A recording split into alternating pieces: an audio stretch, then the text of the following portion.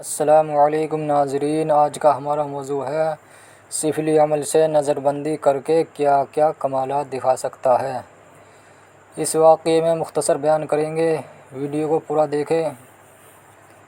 ملاحظہ فرمائیں، نظر بندی کا عمل انقلاب فقیری سے بادشاہی اور بادشاہی سے فقیری برسوں کے حالات پر محیط نایاب سفلی عمل۔ قاضی سعید ینابیع الطلسمات میں تحریر فرماتے ہیں، نظر بندی کے عملیات کا عمل دن کو رات اور رات کو دن میں تبدیل کرنے، خزاں کو بہار اور موسم سرما کو گرما میں انسانی جنس تبدیل کر کے مرد کو عورت اور عورت کو مرد بنا سکتا ہے، حیوانات کو دوسری نوع میں بدل سکتا ہے، دنیا بھر کے ممالک کی چشم زدن میں سیر کرا سکتا ہے، اپنے ارادے کی قوت سے زمین کی گہرائی معلوم کر سکتا ہے اور جو مناظر چاہے حاضرین کے سامنے پیش کر سکتا ہے۔ نظر بندی کا ایک ایسا ہی عمل جسے قاضی سعید نے اپنے مجربات سے بیان کیا ہے، عمل انقلاب کے نام سے مشہور ہے۔ اس عمل کی بنیاد عامل کی قوت ارادی اور نظر فریبی کے عمل پر ہے۔ عامل حاضرین کے سامنے چند ایک ناقابل فہم الفاظ و حروف کی عبارت کو چند ایک بار دہراتا ہے اور حاضرین کی آنکھوں میں آنکھیں ڈال کر چند ساعتیں بغور دیکھنے اور عمل کی عبارت تلاوت کرنے میں مصروف رہتا ہے۔ اچانک ماحول پرسکون اور انجانی سی چھا جاتی ہے۔ آپ ایک گاؤں کے باسی ہیں جس میں آپ اپنے خاندان کے ساتھ مدتوں سے رہتے چلے آ رہے ہیں۔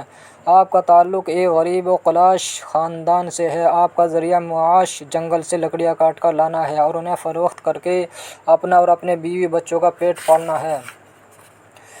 حسب معمول آج بھی آپ الصبح اپنا کلہاڑا کاندھے پر رکھے جنگل سے لکڑیاں کاٹنے کے لیے چل کھڑے ہوئے ہیں۔ ان دنوں موسم گرمی کا موسم زور و شور پر ہے۔ آپ جنگل میں پہنچ کر لکڑیاں کاٹنے میں مصروف ہو جاتے ہیں۔ لکڑیاں کاٹتے کاٹتے تھک ہار کر سستانے کے لیے آپ قریب ہی بہتی ہوئی ندی کے کنارے جا بیٹھتے ہیں اور ٹھنڈک حاصل کرنے کے لیے کپڑے اتار کر ندی میں جا کودتے ہیں۔ کچھ دیر بعد جب آپ نہا دھو کر ندی سے باہر نکلتے ہیں تو یہ دیکھ کر حیران و ششدر رہ جاتے ہیں کہ نہ تو کنارے پر آپ کا وہ پھٹا پرانا لباس ہے اور نہ ہی جنگل کا وہ ماحول ہے جس میں آپ لکڑیاں کاٹنے آئے تھے، بلکہ بوسیدہ لباس کی جگہ نہایت بیش قیمتی شاہانہ لباس موجود ہے اور جنگل کسی اجنبی علاقے میں ہو چکا ہے۔ کچھ دیر بعد آپ مجبوراً تن ڈھانپنے کے لیے وہ شاہی لباس زیب تن کر لیتے ہیں اور ندی سے ہٹ کر آپ نئے ماحول کو جاننے کے لیے ایک طرف چل پڑتے ہیں۔ ابھی آپ چند ہی قدم چلے ہوں گے کہ دور سے لوگوں کا ہجوم تیزی سے آپ کی طرف بڑھتا ہوا دکھائی دیتا ہے۔ آپ ان تبدیلی حالات پر حیران ہی ہو رہے ہیں کہ ان لوگوں کا جم غفیر آپ کو چاروں طرف سے گھیر لیتا ہے۔ ان میں سے ایک باوقار آدمی آگے بڑھ کر آپ کے سر پر ایک بیش قیمتی زر و جواہر سے مرصع تاج رکھ دیتا ہے اور آپ کو خوشخبری سناتا ہے کہ آج کے بعد آپ ہمارے مرحوم بادشاہ کی وصیت کے مطابق ہمارے ملک کے سیاہ و سفید کے مالک اور حکومت کے تاجدار ہیں۔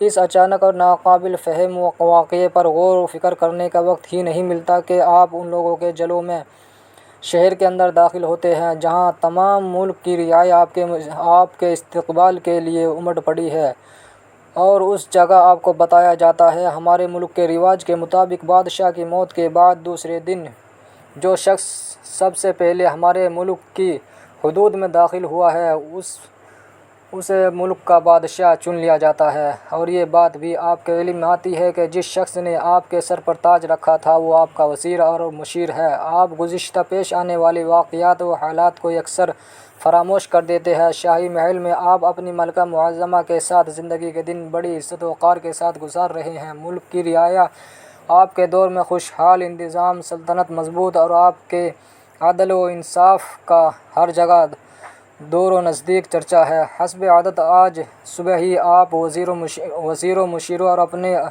اعلیٰ فوجی و شہری دوستوں اور نوکروں کے ساتھ نوکروں کے ہمراہ جنگل میں شکار کھیلنے کے لیے روانہ ہوتے ہیں۔ جنگل میں پہنچ کر آپ شکار کھیلنے میں مصروف ہو جاتے ہیں۔ اچانک آپ کے سامنے سے درختوں کے جھنڈ میں سے ایک خوبصورت ہرن نکل کر بھاگ نکلتا ہے۔ آپ اپنے ساتھیوں کو چھوڑ کر اس ہرن کے تعاقب میں ہو لیتے ہیں۔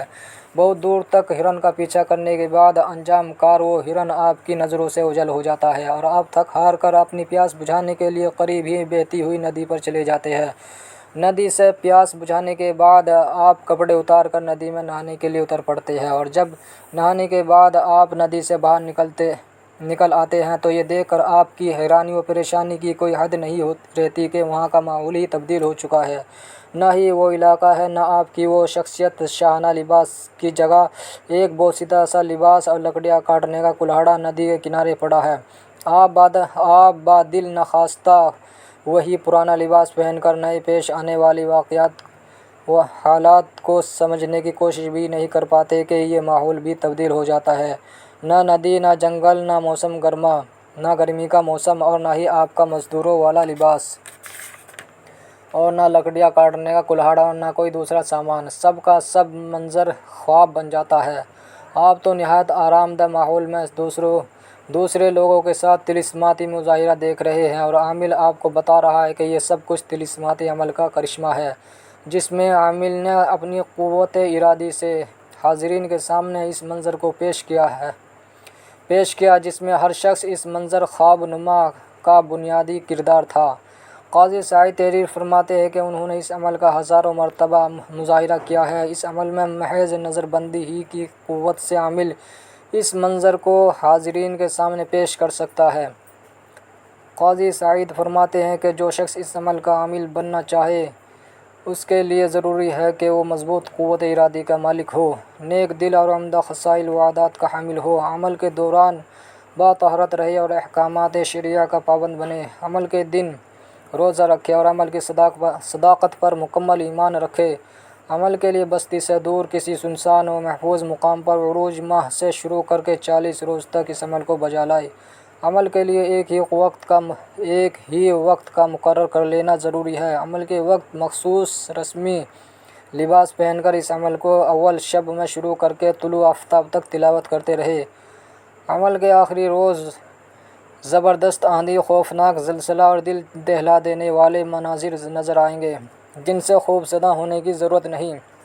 عامل دل کو قوی رکھے اور عمل کو تمام کرے۔ طلوع آفتاب سے کچھ قبل زبردست قسم کا شور و غل اور چاروں طرف دھندلا لگا سا منظر پیدا ہو جائے گا جس میں مہیب دھوئیں کے بادل اور خاک و خون کے دریا بہتے نظر آئیں گے اور اس منظر میں عمل کی عبادت کے موکلات صف باندھے عامل کے سامنے نہایت ادب و احترام کے ساتھ حاضر ہوں گے اور عامل سے اس کا مطلب دریافت کریں گے۔ عامل بلا خوف و خطر اپنا مقصد ان سے بیان کرے اور ان کو حکم دے کہ جب وہ حاضرین کے سامنے کوئی عمل پیش کرنا چاہے تو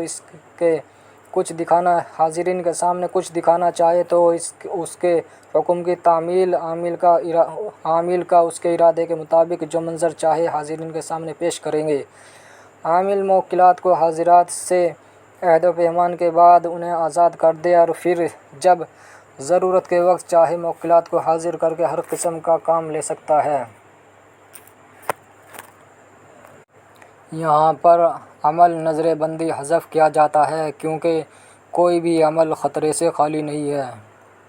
بنا استاذ کی اجازت کے کوئی بھی عمل نہ کیا جائے۔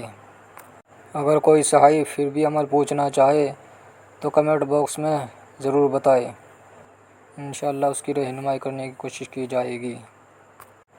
یہ بات دلچسپی سے خالی نہیں ہے کہ میں نے خود اس عمل کو آزمایا اور تجربہ کے بعد درست پایا ہے اور میری طرف سے ہر شخص کو اجازت ہے کہ وہ اس عمل کا عامل بن کر اس عمل کو آزمائے اور حقیقت، طلسمات اور روحانیات کا تماشا دیکھے۔ جانکاری اگر اچھی لگی ہو تو ویڈیو کو لائک کریں، شیئر کریں اور چینل کو سبسکرائب کریں۔ اللہ حافظ۔